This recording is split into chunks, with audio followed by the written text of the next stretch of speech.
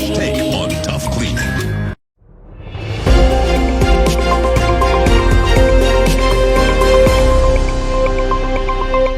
Audio Jungle. And we're back. Thanks, Barbara. And now, we have a riveting story in Jackson, Mississippi about their recent water contamination. To Barbara. Thanks, Barbara. We're here in Jackson, Mississippi. The recent flood has not only destroyed much of Jackson's infrastructure, but also led to contamination in the water supply. Without access to clean drinking water, people in the towns have had to boil their water before using it. Residents of Jackson are doing so in order to avoid drinking contaminated water. Consuming or even using contaminated water can lead to a number of diseases such as cholera, typhoid, and lead poisoning, which under circumstances can be proven fatal. The damage to the city's water treatment facility is also projected to affect the city's economy for the next several years as they repair the damage. Now, let's cut to our experts to figure out a little bit more about what's going on here in Jackson. Thanks, Barbara. Now I will be interviewing Barbara, a civil engineer from the U.S. Department of Agriculture under the Rural Utilities Service. So, Barbara, tell us about the field of civil engineering and the work you're doing to help the situation that Barbara covered down in Jacksonville.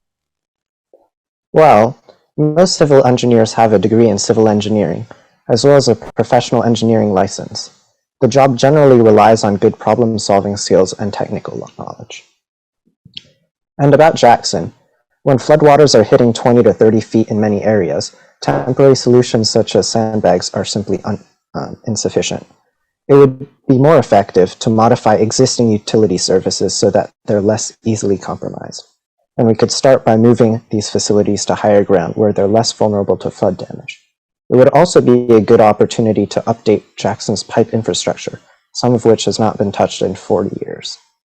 And this way, when floods occur in the future, people will still have access to these basic utilities.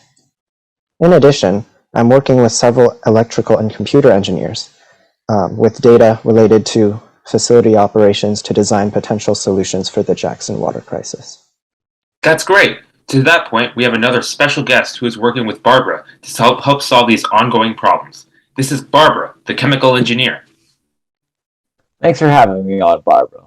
While the situation of damaged infrastructure isn't my area of expertise, chemical engineering is still applicable. Barbara has worked with Barbara Chemical Labs, the company I work for, which help design filtration technologies used within the treatment facilities. Thanks, Barbara, for the wonderful insight. Back to Barbara in the studio.